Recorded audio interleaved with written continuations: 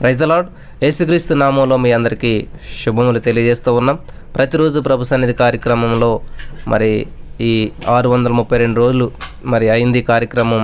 మనం మధ్యాహ్నం లైవ్ ప్రారంభించి దేవుని మహోన్నత కృపను బట్టి ఇంతవరకు నడిపించిన దేవత దేవునికి వందనాలు. ఈరోజు మనం ధ్యానించుకోబోయేటువంటి అంశం ఏంటంటే గలతీ పత్రికను వివరించుకొనబోతున్నాం.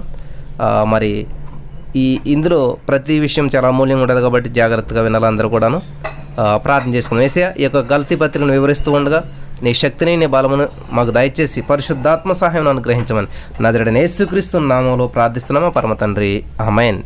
ప్రియులారా, ఈ గలతీ పత్రిక రచయిత ఎవరన్నది మనకు అందరికీ స్పష్టంగా తెలుసు. అపోస్తులైనటువంటి పౌలు గారు. ఆయన రచించిన కాలం మరి క్రీస్తు శకం 57వ సంవత్సరం అని చెప్పేసి చెప్తూ ఉంటుంటారు.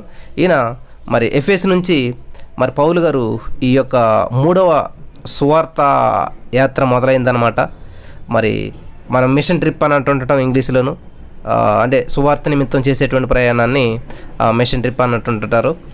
ఆ సందర్భంలో ఆ 3వ యాత్ర ప్రయాణం, ఆ 3వ యాత్ర మొదలైనటువంటి సందర్భంలో పౌలు గారు ఈ గలతీ పత్రికను రాశాడంటండి.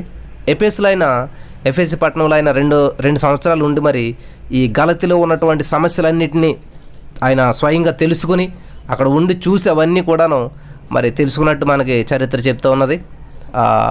ఆ పౌలు మరి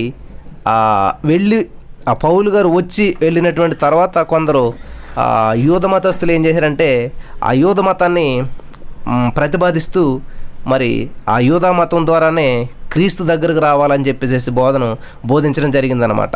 గమనించాలి. యేసుక్రీస్తు ప్రభువారి దగ్గరికి రావాలంటే యూదుల ద్వారానే, ఆ యూదా మతం ద్వారానే యేసుక్రీస్తు ప్రభువారి దగ్గరికి రావాలి అనేటువంటి కొత్త బోధను బోధించారు అపోస్తలులైన పౌలు గారు వెళ్ళిపోయిన తర్వాత. మరి ఈ బోధను ఆ గలతీలో ఉన్నటువంటి విశ్వాసులందరూ కూడా వింటా వస్తూ ఉన్నారు. చాలామంది ఏం చేస్తారంటే ఎవరు చెప్పినా వింటా వస్తుంటారు. అలాగే ఈ గలతీలో ఉన్నటువంటి విశ్వాసులు ఏం చేస్తారంటే పౌలు గారు చెప్పినటువంటి బోధ కాకుండా వేరే బోధ వచ్చింది అక్కడ, యూదా బోధ.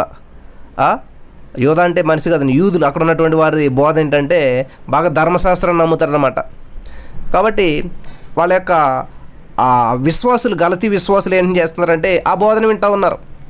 ఈ అపసవ్యమైనటువంటి ధోరణి, ఈ భయంకరమైనటువంటి వేరే బోధనని బోధిస్తున్నటువంటి సమయంలో దాన్ని ఖండిస్తూ అపోస్తలులైన పౌలు గారు రాసినటువంటి పత్రికనే గలతీ పత్రిక అంటారన్నమాట.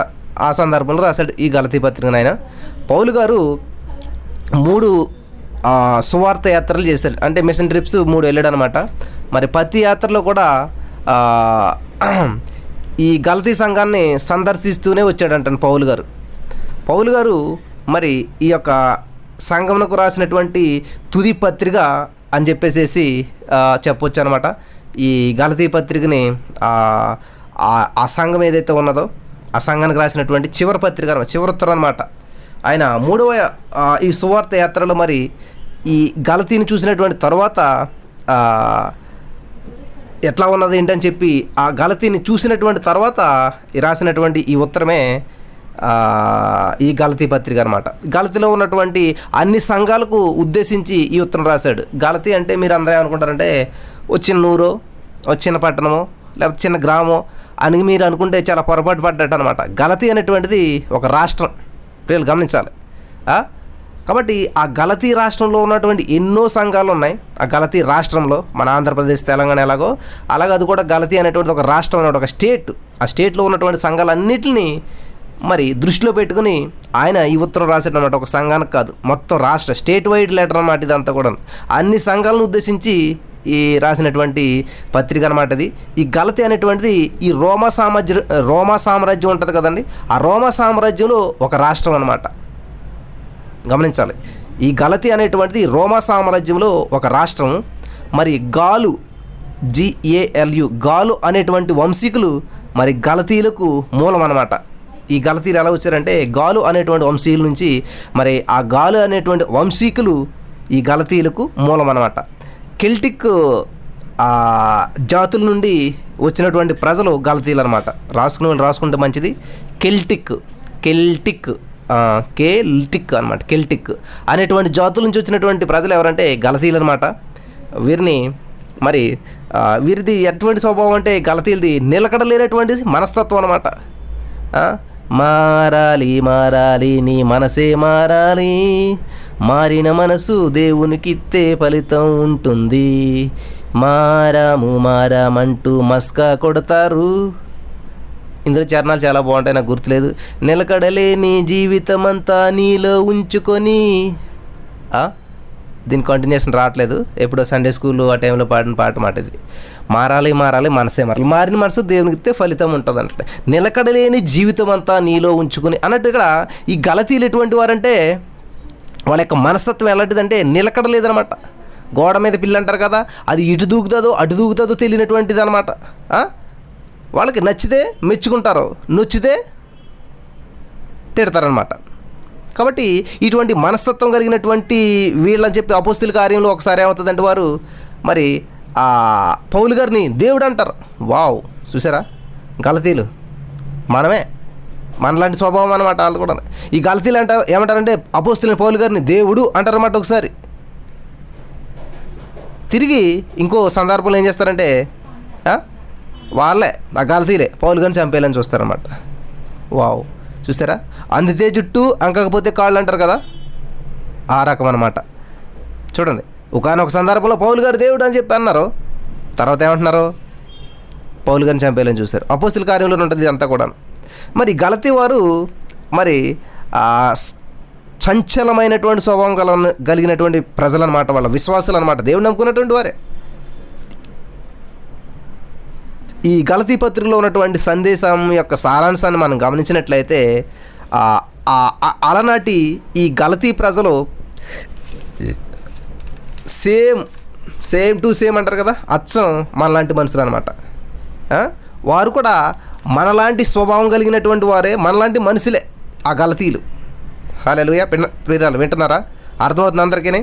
మరి చాలా జాగ్రత్తగా ఉండాలి, చాలా ముఖ్యమైనటువంటి విషయాలు ఇవన్నీ రాసుకోవాలి. మరి నేను ఈ యొక్క మ్యాటర్ని సేకరించడానికి ఆర్ఆర్కే మూర్తి గారి మెసేజెస్ ఇవన్నీ విని నేను ఇవన్నీ గ్యాదర్ చేసి ఒక మరి అమూల్యమైనటువంటి విషయాల్ని నేను ఇక్కడ మీ మధ్యకి తీసుకొచ్చాను. మరి అందరూ తెలుసుకోవాలి, బలపడతారు ఆత్మీయంగా అని చెప్పేసి గమనించారు ప్రియులారా. ఈ కృపాసువార్తకు భిన్నమైనటువంటి వేదాంతము మరి అలనాడు ప్రచారంలో ఉన్నది. అందుకే పౌలు గారు ఏం చేశారంటే ఈ పత్రికలో కఠినంగా మాట్లాడవలసి వచ్చిందంటే.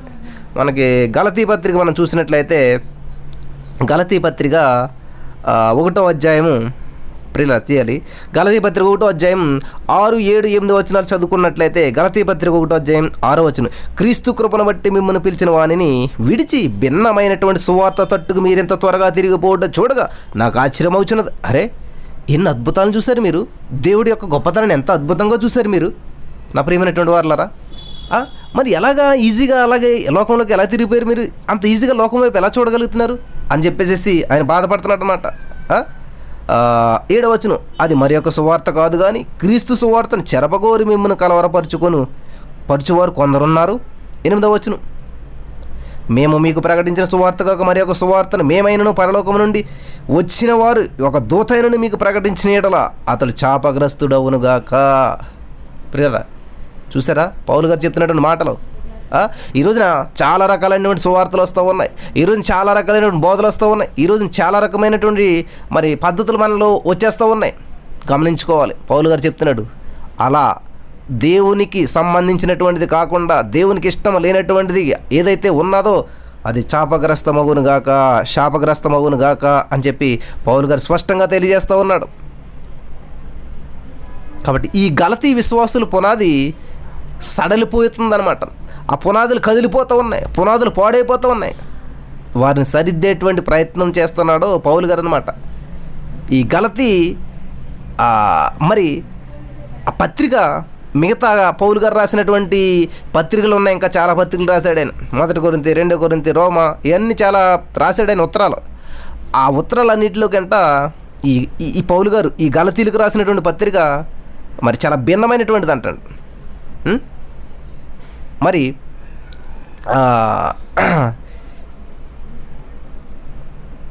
ఈ గలతీలు ఏం చేసేవారంటే సువార్తను మరి కాదని ఇతరమైనటువంటి దుర్బోధలు అంటే తప్పుడు బోధలకు తిరగటం పౌలు గారికి ఎంతో మనస్తాపం కలిగించిందంటండి. కాబట్టి ఈ రోజున నా ప్రియమైనటువంటి వారులారా, వాళ్ళు పోతే పోయారని మనం అనుకోవద్దు. ఎవరైతే మరి రాంగ్ వేలో వెళ్తూ ఉన్నారో వాళ్ళ కొరకు ప్రార్థన చేయాలండి. ఇక్కడ పౌలు గారు చూడండి, ఈ గలతీ పత్రికను ఏం చేయాలంటే ఈ పత్రికలో ఉన్నటువంటి ప్రతి మాట కూడా ఉద్రేకభరితంగా పిల్లరా ఉంటుందన్నమాట. ఎందుకంటే ఇది సత్యం అసత్యం ఈ రెండింటి మధ్య పోరాటం అన్నమాట. సత్యమేది అసత్యమేది అనేటువంటి మధ్య పోరాటం జరుగుతూ ఉంది. పౌలు గారు సత్యం కోసం పోరాడుతూ ఉన్నాడు. ఈ మతాచారాలు, ధర్మశాస్త్రానికి సంబంధించినటువంటివి, ధర్మశాస్త్రానుసారంగా జీవించేటువంటి మరి విఫల ప్రయత్నాలు మొదలైనటువంటివన్నీ కూడా గలతీ విశ్వాసుల్లో తిరోగమనం, మరి ఆ తిరోగమనం కారణం కావడం పౌలుకి ఎంతో మరి రోషం కలిగించిందంటండి. అంచక దేవుని సన్నిధిలో చాలా చక్కగా సాగుతూ ఉన్నారు, ముందుకెళ్తున్నారు. ఎప్పుడైతే రెండో రకమైన బోధ వచ్చిందో, ధర్మశాస్త్రాన్ని అనుసరిస్తేనే పరలోక రాజ్యం వెళ్తాం అనేటువంటి బోధ వచ్చి మరి ఈ యూద మతానుసారంగానే ఉండాలి, అప్పుడే యేసుక్రీస్తు ప్రభువుని చేరగలుగుతారనేటువంటి వచ్చినప్పుడు మరి చాలా రోషం వచ్చిందంటండి పౌలు గారికి. ఈ రోమపత్రిక మరి పౌలు గారు తల నుండి వస్తే, రోమపత్రిక కూడా పౌలు గారు రాశారు. ఇలా గమనించాలి, ఈ పౌలు గారి తలలో నుంచి వచ్చినటువంటి ఆలోచన అని చెప్పాలన్నమాట.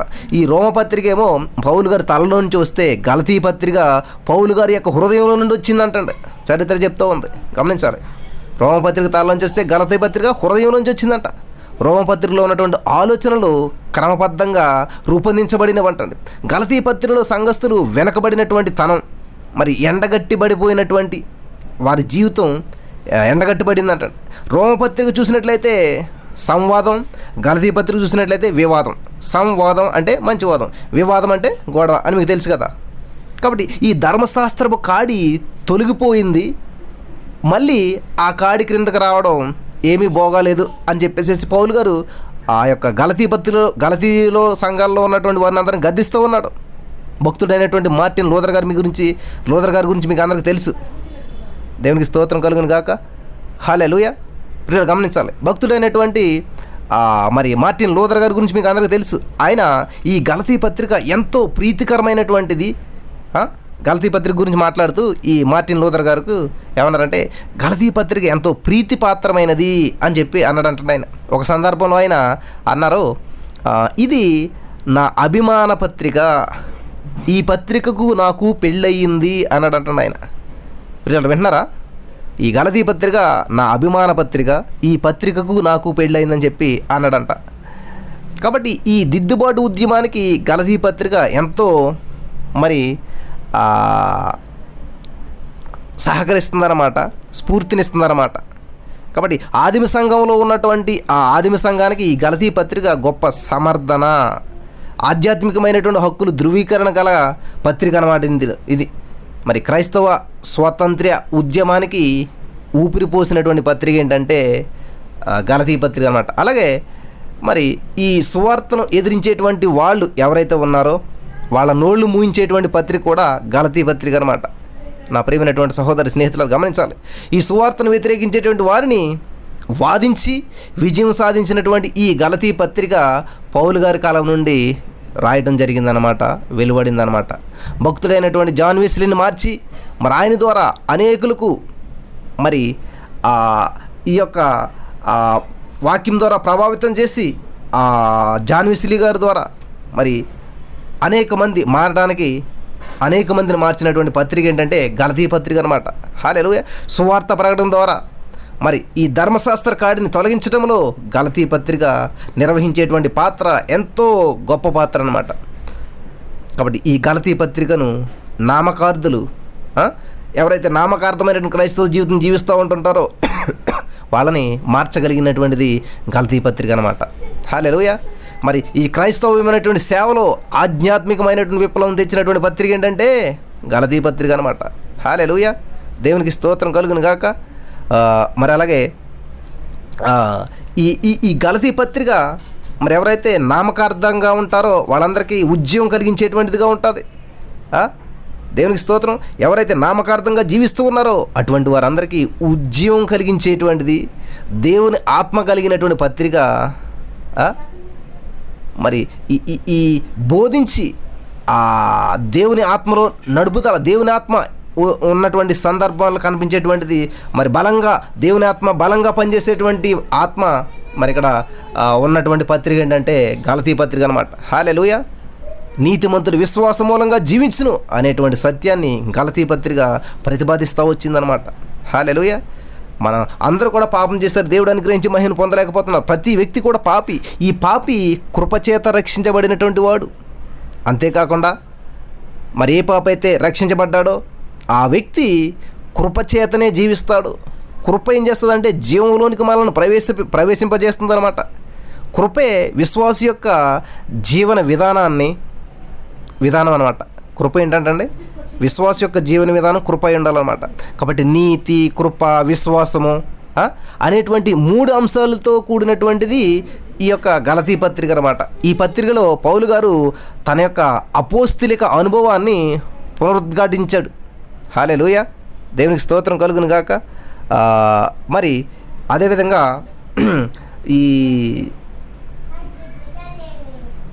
అనేకమైనటువంటి అనుభవాలు, తన యొక్క అనుభవాలని పౌలు గారు ఇందులో పేర్కొన్నాడు.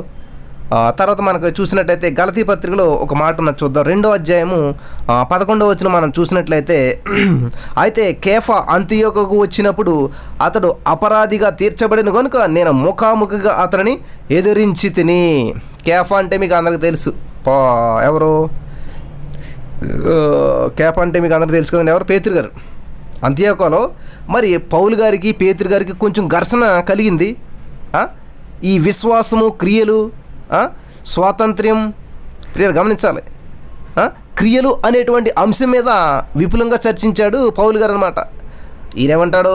క్రియలేని విశ్వాసం మృతం అని చెప్పేసి ఏమో పేతురు గారు చెప్తూ ఉంటుంటాడు. ప్రియరు చాలా గమనించాలి. పౌలు గారికి పేతురు గారికి ఇక్కడ ఒక ఘర్షణ జరిగిందనమాట.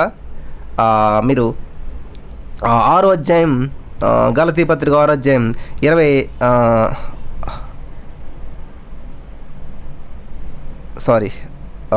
అధ్యాయంలో ఈ విషయం చూడొచ్చు అన్నమాట. ఇక్కడ మనం చూసినట్లయితే అబ్రహాము యొక్క విశ్వాసాన్ని ఎత్తి చూపాడు ఎవరంటే మన అపోస్తలుడైన పౌలు గారు. ఈ 4వ అధ్యాయం 26వ వచనం మనం చూసినట్లయితే గలతీ పత్రిక 4వ అధ్యాయం 26వ వచనంలో చూసినట్లయితే, అయితే పైనున్న యెరూషలేము స్వతంత్రముగా ఉన్నది, అది మనకు తల్లి. గమనించాలి.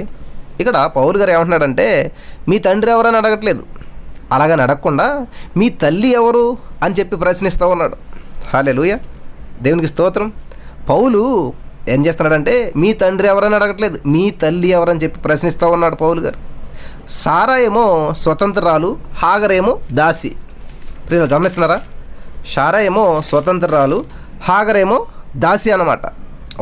సంఘటన మనం చూడవచ్చు. 5వ అధ్యాయం 14వ వచనం మనం చూసినట్లయితే గలతీ పత్రిక 5వ అధ్యాయం 14వ వచనం చూసినట్లయితే, ధర్మశాస్త్రం అంతయు నిన్ను వలె నీ పొరుగు అని ప్రేమించుము అని ఒక్క మాటలో సంపూర్ణమై ఉన్నది.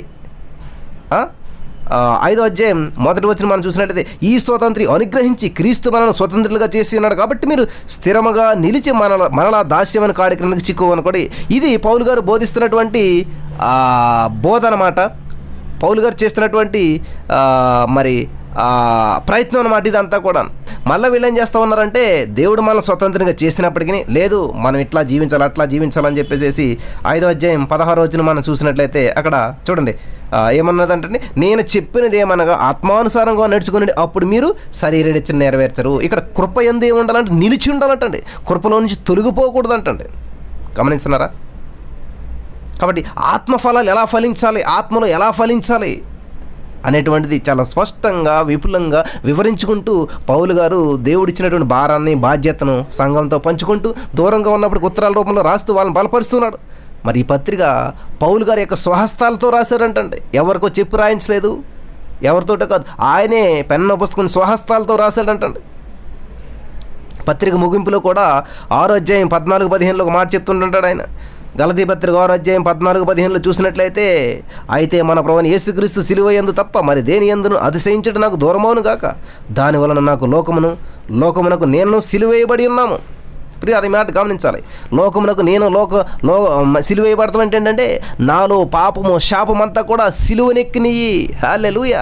నాలో ఉన్నటువంటి ప్రతి అంధకార శక్తులు కూడా సిలువెక్కినాయి. అంటే నాలో నుంచి ప్రతి దోషం సిలువ మీదకి వెళ్ళిపోయింది.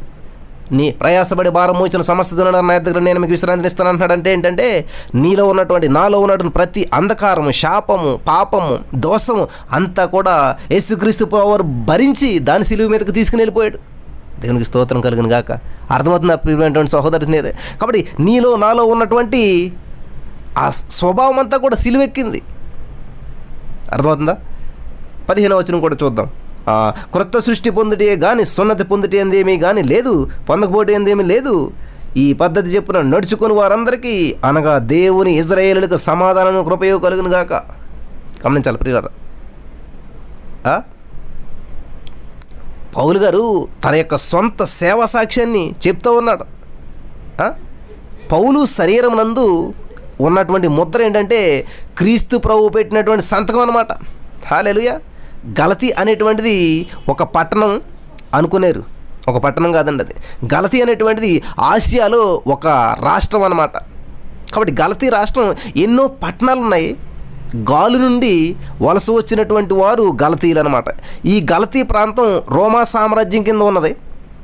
గమనిస్తున్నారు ప్రియులారా? చాలా ప్రాముఖ్యమైనటువంటి విషయాలు ఇక్కడ. హల్లెలూయా. కాబట్టి నేను క్రీస్తుతో కూడా సిలువ వేయబడ్డాను అంటే అర్థం ఏంటంటే మనలో ఉన్నటువంటి ప్రతి చెడ్డ, మడత, మచ్చ, డాగు, కళంకం కూడా మనవన్నీ కూడా యేసుక్రీస్తు ప్రభువు వారు భరించారు. కాబట్టి మనలో ఉన్నట్టు ప్రతిదీ కూడా సిలువ వేయబడింది, మరణించబడింది అని చెప్పి అర్థం చేసుకోవాలి మనం. కాబట్టి ఇప్పుడు బ్రతుకు కూడా క్రీస్తే, ఇప్పుడు జీవిస్తున్నది నేను కాదు, నాలో ఉన్న క్రీస్తే. హల్లెలూయా. కాబట్టి మనలో ఉన్నటువంటి ప్రతి అంధకార చీకటి శక్తులను కూడా సిలువ వేయబడ్డ ఎవడని క్రీస్తునందు ఉన్నాడలా వాడు నూతన సృష్టి. కాబట్టి క్రీస్తునందు ఉన్నాడాలంటే క్రీస్తుతో కూడా సిలువెక్కించేసాం మనలో ఉన్నటువంటి పాత ఆలోచనలు, పాత స్వభావం అంతా కూడాను. చాలా జాగ్రత్తగా వినాలి ప్రియులారా. చూస్తారా, గలతీ అనేటువంటి చిన్న 2-3 అక్షరాల చిన్నదనుకోకండి, చిన్న గ్రామం అనుకోండి, చిన్న సంఘం అనుకోకండి, అది చాలా పెద్ద స్టేట్ అది. మరి ఆ గాలు నుండి ఎవరైతే వలస వచ్చారో వాళ్ళే గలతీలు అంటారు. ఈ గలతీ ప్రాంతం ఈ రోమా సామ్రాజ్యం క్రింద ఉన్నది. మరి అంతియోకు, ఇకోనియా, లుస్త్రా, దెర్బే ఇవన్నీ మీకు తెలుసు, పౌలు గారు తిరుగుతారు. ఈ పట్టణాలు ఈ గలతీ ప్రాంతంలోనివే. ఈ గలతీ ప్రాంతంలో ఉన్నటువంటివి అన్నమాట. ఈ గలతీ సంఘంలో విపరీతమైనటువంటి దోషములు తలెత్తినవంటండి. మరి విమత ధోరణులు కూడా పౌలు గారు ఖండించుచు పౌలు గారు గలతీలికి ఉత్తరం రాస్తా వస్తున్నాడు. హల్లెలూయా. 6వ అధ్యాయం 15వ వచనం మనం చూసినట్లయితే కొత్త సృష్టి పొందుటే గాని సున్నతి పొందుటి అందు ఏమీ లేదు, పొందకపోటి అందు ఏమీ లేదు. ఇది పౌలు గారు చెప్తుంటుంటే ముందు సున్నతి పొందాలి, ముందు మోసే వద్దకు రావాలి. అంటే ఇటువంటి సిద్ధాంత రాద్ధాంతాలు అన్నీ తెచ్చిపెట్టారు కొంతమంది బోధకులు వచ్చేసి అక్కడ.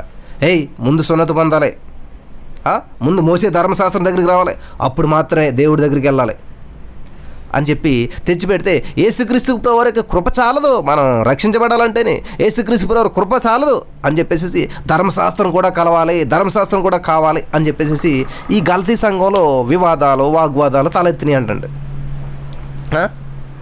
మరి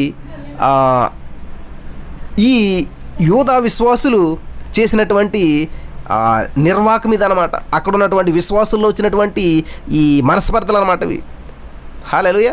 పౌలు గారు స్పష్టం చేస్తూ ఉన్నాడు. మీరు బైబిల్ గ్రంథంలో మనం చూసినట్లయితే ఎఫెసీ పత్రిక 6వ అధ్యాయం, పిల్లలు గమనించాలి, ఎఫెసీ పత్రిక 2వ అధ్యాయం 8వ వచనం మనం చూసినట్లయితే అక్కడ ఏం చదివిస్తున్నాడంటే మీరు విశ్వాసం ద్వారా కృపచేతనే రక్షించబడి ఉన్నారు, ఇది మీ వలన కలిగినది కాదు, దేవుని వరమే అని ఆయన చెప్తుంటే పిల్లరా ఎఫెసీ పత్రిక 2వ అధ్యాయం 8వ వచనం మీరు చదివితే అక్కడ స్పష్టంగా ఉన్నది, ఇది మీ వల్ల కాదే బాబు, మీకంత జ్ఞానం లేదు, మీకంత గొప్పతనం ఏమీ లేదు, ఇది విశ్వాసం ద్వారా ఉచితంగా వచ్చిందని పౌలు గారు చెప్తూ ఉంటుంటే దానికి ఏమీ కలపకూడదు, దానికి ఏదో నువ్వు కష్టపడి సంపాదించుకోకూడదు, కేవలం విశ్వాసం ఉంచాలి. అయితే వాళ్ళంటారు పౌలు గారికి ఎదురొచ్చి సవాలు విసురుతున్నారనమాట. సవాలు వేసే గారు ఏంటంటే నీ అధికారం ఏంటి ఆ పౌలు గారు అని అడుగుతూ ఉన్నారు పౌలు గారిని. నీవు నిన్నగాక మొన్న వచ్చినటువంటి అపోస్తులువి అంటే మరి యాకోబు, పేతురు వీళ్ళంతా మొదటి నుంచి ఉన్నటువంటి అపోస్తులు. అన్యులకు సువార్త ఏదో ప్రకటిస్తున్నావు కాబట్టి, దేవుడు అంటే తెలియని వాళ్ళకి సువార్త ప్రకటిస్తున్నావు కాబట్టి ఆకర్షణీయంగా ఉండాలి, అనేక మందిని నువ్వు ఆకర్షించుకోవాలి, నీ సంఘాన్ని వృద్ధి చేసుకోవాలి, అలా ఉండటానికి నువ్వేం చేస్తున్నావంటే రాజీ పడుతున్నావు అంటూ ఈ పౌలు గారి మీద వారు ఏం చేశారంటే అభియోగం మోపుతూ ఉన్నారు. అందుకు పౌలు గారు ఏం చేస్తున్నాడంటే తన యొక్క అపోస్తలికత్వాన్ని, అధికారాన్ని సమర్థించుకోవాల్సినటువంటి పరిస్థితి ఏర్పడిందనమాట.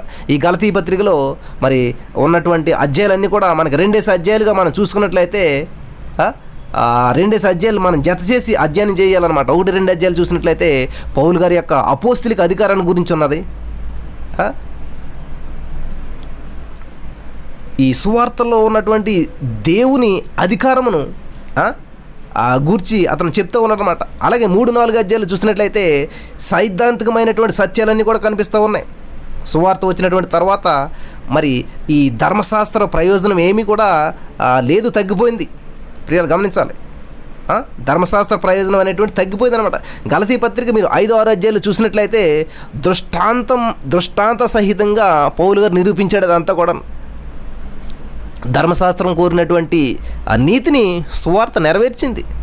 సువార్త మరి పాపం చేయడానికి లైసెన్స్ కాదండి. సువార్త కృప అనేటువంటిది ఆ దేవుడు కృప చూపించినాడు కాబట్టి మీరు బూతులు తిట్టుకోండి, కృప చూపించినాడు కాబట్టి ఇది కృపాకాలం కాబట్టి మీ ఇష్టానుసారంగా జీవించడం, ఇష్టానుసారంగా మేం చేసిన తప్పు లేదని అంటే అది పొరపాటు. కృప లైసెన్స్ కాదండి పాపం చేయడానికి.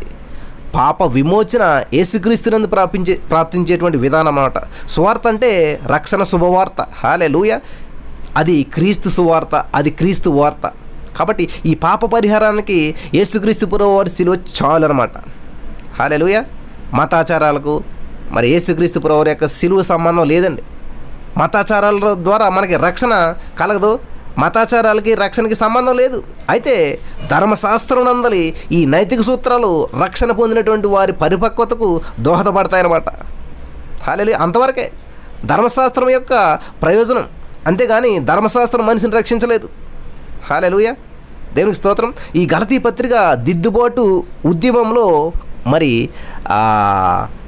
చాలా మరి పౌలు గారు రాసినటువంటి పౌలీయమైనటువంటి ఆ నినాదాన్ని మరియు ఆధ్యాత్మికమైనటువంటి స్వతంత్రమును కలిగించినటువంటి ఆ ప్రతిపత్తిని వెలువరించేటువంటి పరిశుద్ధాత్మ దస్తావేజ్ అంటారన్నమాట దీన్ని. హల్లెలూయా. ఏంటంటే ఆధ్యాత్మిక స్వతంత్ర ప్రతిపత్తిని వెలువరించేటువంటి పరిశుద్ధాత్మ దస్తావేజ్ అంటారంటండి ఈ గలతీ పత్రికని. హల్లెలూయా. కాబట్టి ఇక్కడ యేసుక్రీస్తు ప్రభువారు సిలువ వేసినటువంటి తరువాత మరి ఈ పత్రికలో ఉన్నటువంటి సత్యాలన్నీ కూడా మన కేంద్ర సత్యం ఏంటంటే ఇక్కడ యేసుక్రీస్తు ప్రభువారి యొక్క సిలువ వేత గురించినటువంటి విషయాన్ని ఈ పత్రికలో కేంద్ర సత్యంగా మనకి పౌలు గారు వర్ణిస్తూ వచ్చాడు. మరి ఈ పాప శాపము విశ్వాసి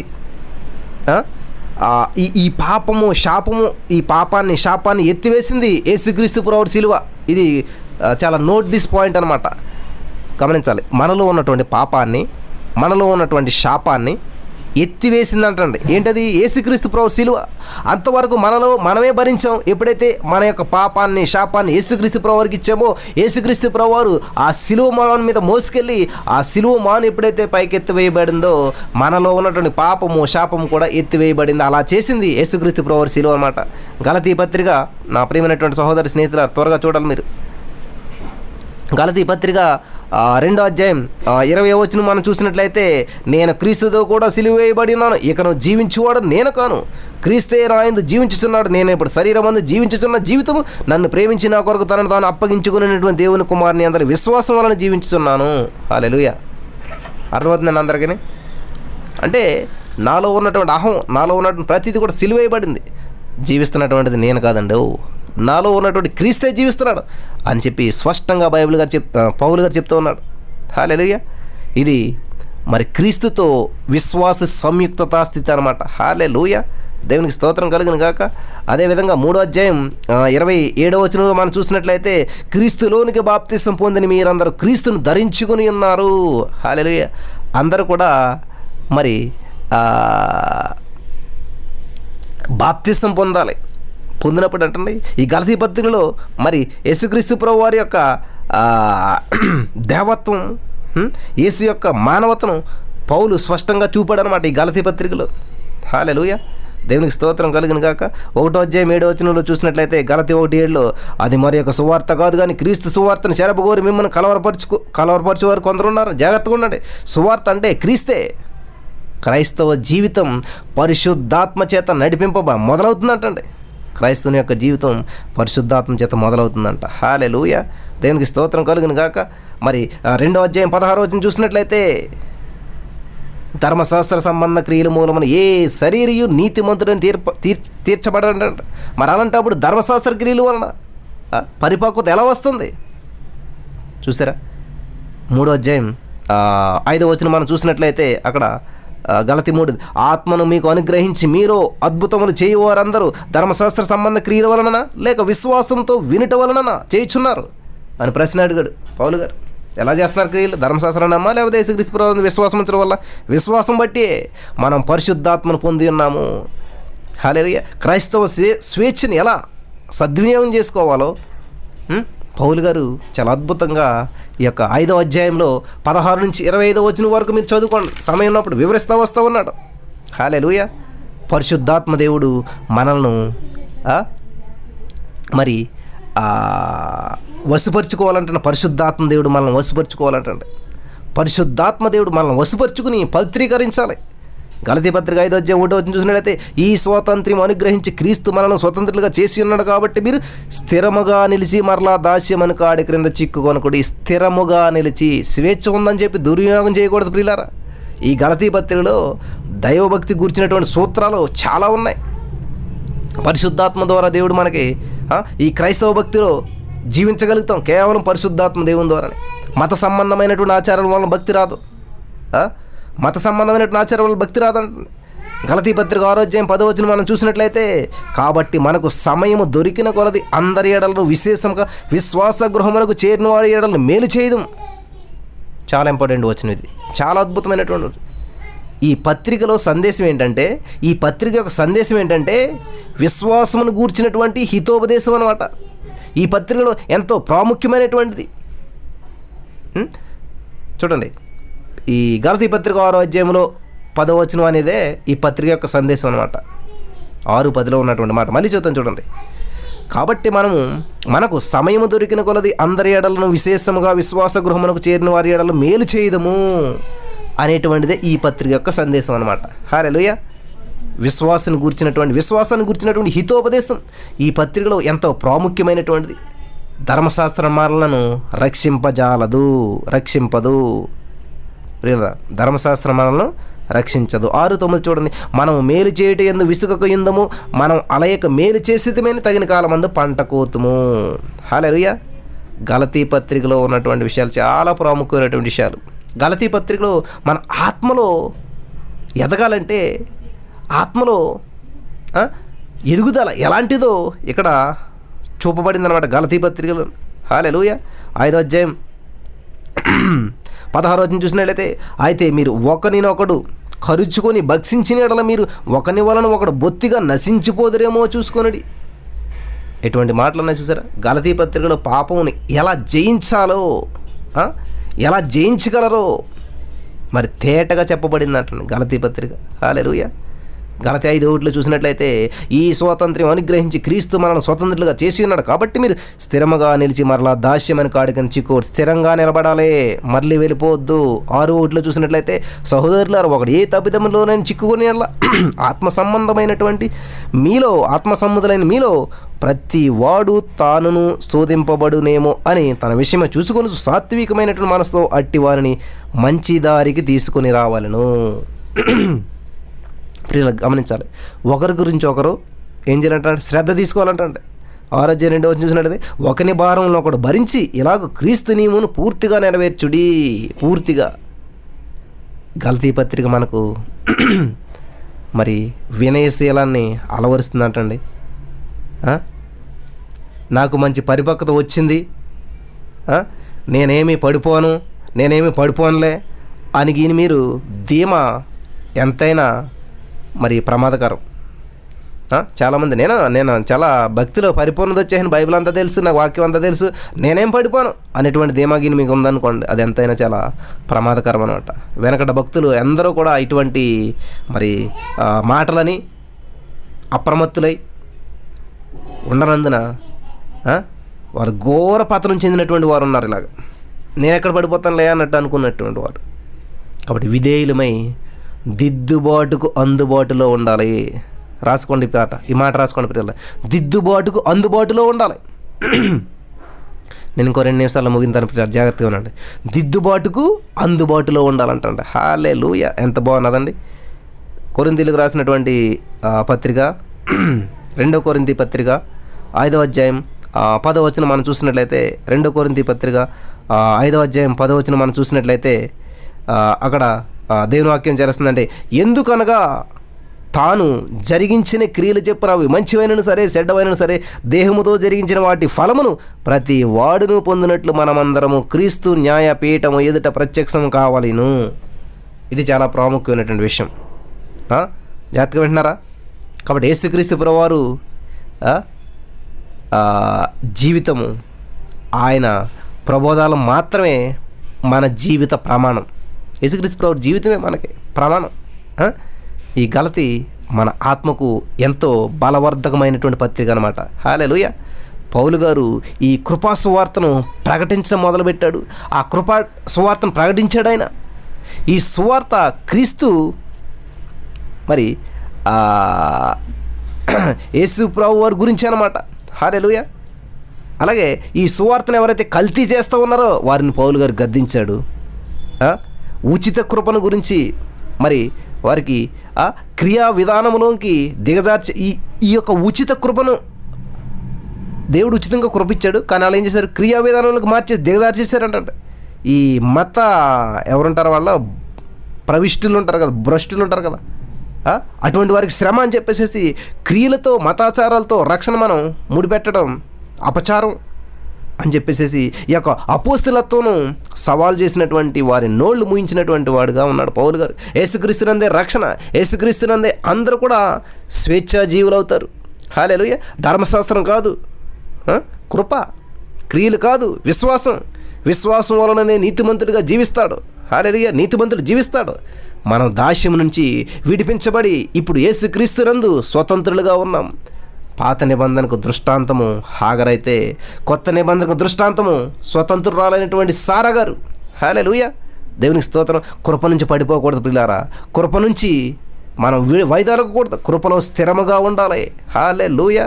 ధర్మశాస్త్రం అంటే ఏంటో మనం అర్థం చేసుకోవాలి. ఎంతకని అసలు ధర్మశాస్త్రం అంటే ఏంటి? దేవుడిచ్చిందే కదా. ధర్మశాస్త్రం అంటే ఏం చేస్తుందంటే, ధర్మశాస్త్రం పాపం అంటే ఏంటో, ధర్మశాస్త్రం అంటే ఏంటంటే పాపం అంటే ఏంటో మనకి తెలియజేస్తూ ఉంటుంది అనమాట. హల్లెలూయా. ఈ ధర్మశాస్త్రం ఏం చేస్తుంది? కృప యొద్దకు నడిపిస్తుంది అనమాట. ధర్మశాస్త్రం వెలుగులో మనిషి నిస్సహాయుడు. అతడు దేవుని యేసుక్రీస్తు ప్రభువారు అయినటువంటి రక్షకుడి పాదాల యొద్దకు వెళ్ళి ఆ కృప కొరకు వేడుకోవాలన్నమాట. హల్లెలూయా. ధర్మశాస్త్రం రోగ నిర్ధారణ చేస్తుంది కానీ కుదర్చుతుంటండి. యేసుక్రీస్తునందల జీవితానికి ఆధారం విశ్వాసం. హల్లెలూయా. యేసుక్రీస్తునందల జీవితానికి ఆధారం విశ్వాసం. అంటే యేసుక్రీస్తునందల విశ్వాసం మరి క్రైస్తవ నీతి అనమాట. నీతి అంటే దేవునితో ఇటు మానవులతో సరైనటువంటి సంబంధం అనమాట. దేవుని రాజ్యం నీతిని వెతకండి అని చెప్తుంటాడు. అంటే ఏంటి నీతి? అంటే ఏంటి?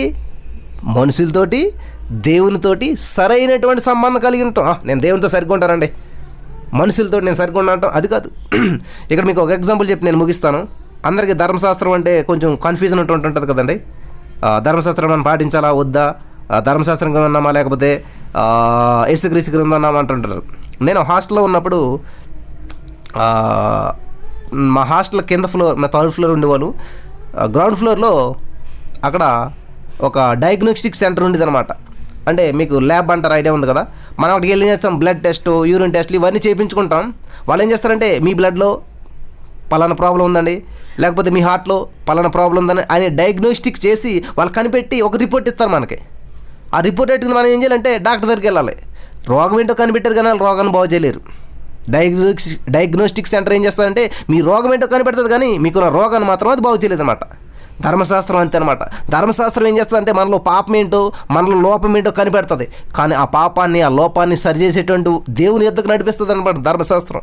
ఆ లోపాన్ని మరి ఆ పాపాన్ని విడుదల చేసి మనల్ని బాగు చేసేటువంటి దేవుడు పరమ వైద్యుడైనటువంటి యేసుక్రీస్తు ప్రభువు దగ్గర నడిపించేటువంటిదే ధర్మశాస్త్రం. కాబట్టి ధర్మశాస్త్రం తప్పని అనుకోవద్దు. ఈ విధంగా గలతీ పత్రిక ద్వారా దేవుడు మనకి అమూల్యమైనటువంటి విషయాల్ని నేర్పిస్తూ వస్తూ ఉన్నాడు. హల్లెలూయా. ఇదే గలతీ పత్రిక యొక్క ఉపోద్ఘాతం. బలపడ్డారని నేను అనుకుంటా ఉన్నాను. ప్రార్థన చేసుకుని ముగిందాం. స్తోత్రం దేవా, సర్వోన్నతుడా, చాలా ప్రాముఖ్యమైనటువంటి విషయాలు మాతో మాట్లాడి ఉన్నావు. ఎందరైతే విన్నారో వారందరినీ దీవించి ఆశ్రయించి బలపరచమని, విత్తబడిన వాక్యం వ్యర్థం కాకుండా ప్రతి హృదయంలో నాటబడి ఫలించి మన ప్రభు అభివృద్ధి చెందినకు కృప చూపించమని నజరేయుడైన యేసుక్రీస్తు నామంలో మరి విన్న వాక్యం ప్రతి వారిలో ఫలించుటకు సహాయం చేయమని ప్రార్థించి నమ్మి పొందుకునేనమ్మా పరమ తండ్రి. ఆమెన్.